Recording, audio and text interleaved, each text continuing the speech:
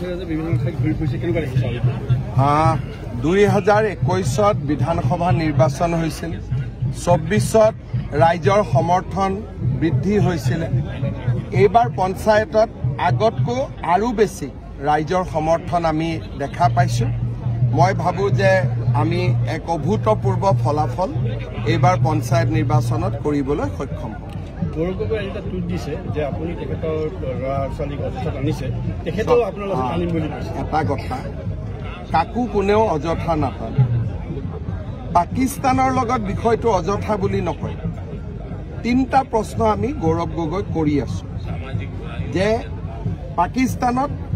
আপুনি 15 দিন থাকি অহাটো সঁচা নে মিছা একবাৰত কৈ দিলে হ'ল মিছা বুলি তেওঁটো ক'ব নোখোজে তেওঁ অকাই পকাই থাকে দ্বিতীয়তে নামাজ পঢ়িব ক'ত শিকিলে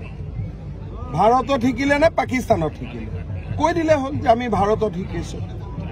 2 নম্বৰ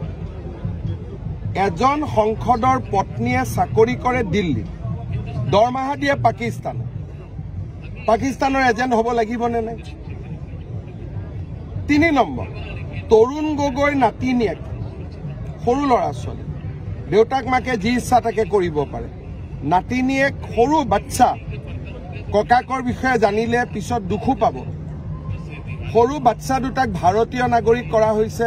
নে আন দেশৰ নাগৰিক কৰা হৈছে এইখিনি উত্তৰটোতো আমাক লাগে পৰিবাৰে যি কৰে কৰিলে হেতুটো উত্তৰ নিদিলে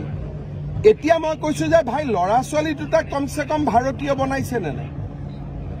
হেখিনি উত্তৰটো দিব লাগে এটা কৈছে মোৰ ল'ৰা-ছোৱালী আৰে যি খুদে মই ঘৰত পঠাই দিম যি খুদে খুধি ল'ব কি আপত্তি আছে যেতিয়া গৌৰৱ গগৈ সময় দিয়ে মোৰ ল'ৰা গৌৰৱ গগৈ ঘৰত পঠাই দিম যি খুদিব লাগে খুদি দিব তাতো লুকাবলগীয়া একো কথা নাই কিন্তু আপুনি কিয় লুকাই আছে তৰুণ গগৈ নাতিনিয়েক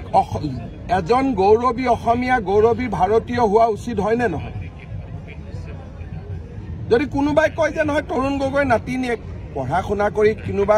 ৰাষ্ট্ৰৰ নাগৰিকত্ব লৈছে বেলেগ কথা মই এইটোও ক'ব নাযাওঁ 6 বছৰীয়া 7 বছৰীয়া 3 বছৰীয়া ল'ৰা-ছোৱালীৰ নাগৰিকত্ব কোনে কৰি দিয়ে দেউতাক মাকে কৰি দিয়ে ভাৰতৰ সংসদ এজনৰ ল'ৰা-ছোৱালী ভাৰতীয় হ'বনে নে বিদেশী হ'ব এইখিনি উত্তৰ আমাক নালাগিব জানো পেহেলগামত ঘটনা হৈ আছে গৌৰৱ গগৈয়ে সংসদত সোধা প্ৰতিটো প্ৰশ্ন আপোনালোকে বিবেচনা কৰি চাব প্ৰত্যেকটো প্ৰশ্নৰ উত্তৰে পাকিস্তান সেনাক সহায় কৰে গতিকে তেওঁ উত্তৰ কেইটাটো দিব লাগিব আৰু নিদিলে পুলিচে মাতি আনি সুধিব ইয়াত এইবোৰ টুইটৰ কাম নাই আমি ছেপ্টেম্বৰলৈকে ৰখিছো উত্তৰটোতো আমাক লাগিবই যে পাকিস্তানৰ দৰমহা দি কেনেকৈ যদি আমিনুল ইছলামক মই এৰেষ্ট কৰিছো মাত্ৰ পাকিস্তানৰ সমৰ্থনত ফেচবুকত কোৱা কাৰণে পাকিস্তানৰ পৰা দৰমহা লৈ থকা মানুহ এজনৰ ওপৰতো তাতকৈ বেছি একশ্যন হ'ব লাগিব গতিকে মই তেখেতক সুধি আছো যে আপুনি ৰাইজৰ ওচৰত নিজে কৈ দিয়ক সঁচা মিছা যাতে মই ক'ব নালাগে কাৰণ মই ক'লে ময়ো দুখ পাম কাৰণ তৰুণ গগৈ মন্ত্ৰীসভাৰ ময়ো এজন সদস্য আছিল সঁচা কথাখিনি মোৰ মুখেদি মই ক'ব খোজা নাই কেইটামান দিন ধৈৰ্য ধৰি আছো স্যাৰ আৰু এটা কথা তেওঁ প্ৰসংগ অনুসৰি আছে যে তেওঁ পাকিস্তান ভ্ৰমণত প্ৰমাণ দিব পাৰিলে আপুনি প্ৰমাণটো মই 100% দিম তেওঁ যে পাকিস্তানত 15 দিন থাকি আহিছে তাৰ প্ৰমাণ অসমৰ ৰাইজক মই 100% দিম মোৰ কমিটমেণ্ট তেওঁৰ পৰিবাৰে যে পাকিস্তানৰ দৰমহা লৈ আছিলে 3 বছৰ 2 বছৰ পৰ্যন্ত তাৰো প্ৰমাণ মই কাগজে কলমে দিম বেংকৰ একাউণ্টে সৈতে দিম আৰু ল'ৰা-ছোৱালীৰ নাগৰিকত্ব কি সেইটো তেওঁ ক'ব নহ'লে মই কৈ দিম স্যাৰ আৰু এটা কথা তেওঁ কৈছে যে কয়লাৰ প্ৰসংগ যিটো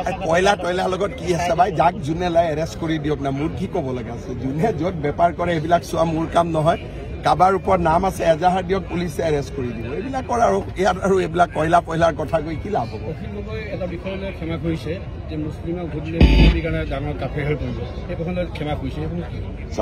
মই অখিল গগৈ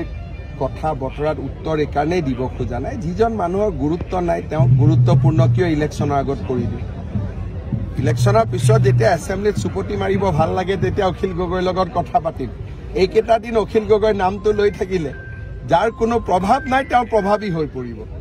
গতিকে অখিল গগৈক একেদিন বাদ দিছো ইলেকশ্যনৰ পিছত আকৌ অখিল গগৈৰ লগত চুপতি কৰিম ঠিক আছে